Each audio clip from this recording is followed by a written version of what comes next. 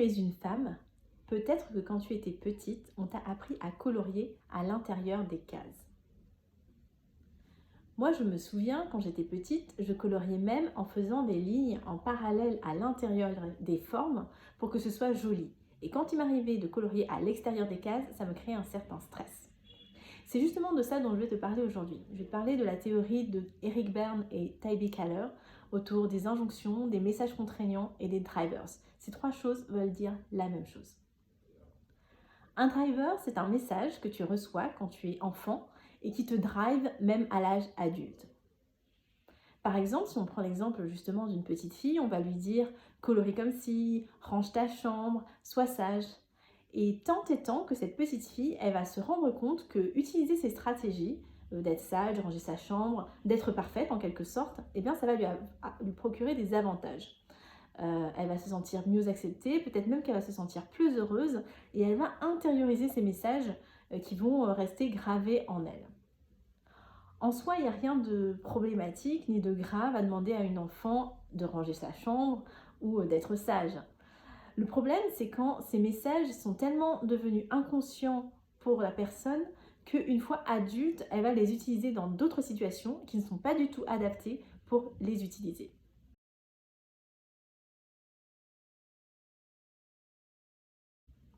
Par exemple, une femme qui, dans son travail, va devenir très perfectionniste et ça va imposer une pression énorme à l'équipe.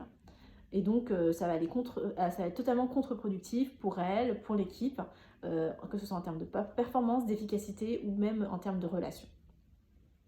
La même chose, cette femme, si elle devient adulte et qu'elle décide de devenir entrepreneuse, on sait bien aujourd'hui que la perfection ne va pas du tout l'aider à réussir à atteindre ses objectifs. Parce que finalement, quand on est entrepreneur, ce qui compte, c'est surtout d'avancer, de travailler, de faire des actions.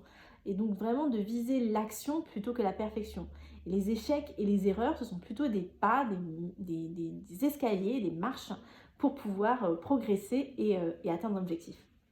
Donc justement, ce soi parfaite qu'elle a intégré, elle va devoir retravailler dessus et le transformer pour pouvoir, une fois adulte, aller vers les challenges qu'elle va devoir affronter. Parce que justement, c'est quand elle est face à une peur ou à un challenge que ce driver va devenir encore plus fort et peut-être même être beaucoup plus destructeur. Donc voilà, ce qui compte pour toi aujourd'hui, c'est vraiment d'identifier quels sont tes drivers que tu as importés depuis ton enfance et qui continuent aujourd'hui de te driver, mais d'une certaine façon qui te bloque, qui ne te fait pas avancer. Donc par exemple, cette femme, ce qu'elle peut faire aujourd'hui, c'est vraiment reconsidérer sa vision de la perfection comme n'étant pas du tout un Graal, mais au contraire reconsidérer les erreurs et les échecs comme quelque chose de positif qui peuvent l'aider à avancer. Donc si tu as envie de travailler sur tes drivers, de les dépasser pour créer vraiment des résultats dans tes objectifs personnels et professionnels et créer la vie qui te plaît et avec ton identité profonde à toi, n'hésite pas à me contacter. Nous pourrons faire une séance d'essai ensemble pour travailler là-dessus. À bientôt!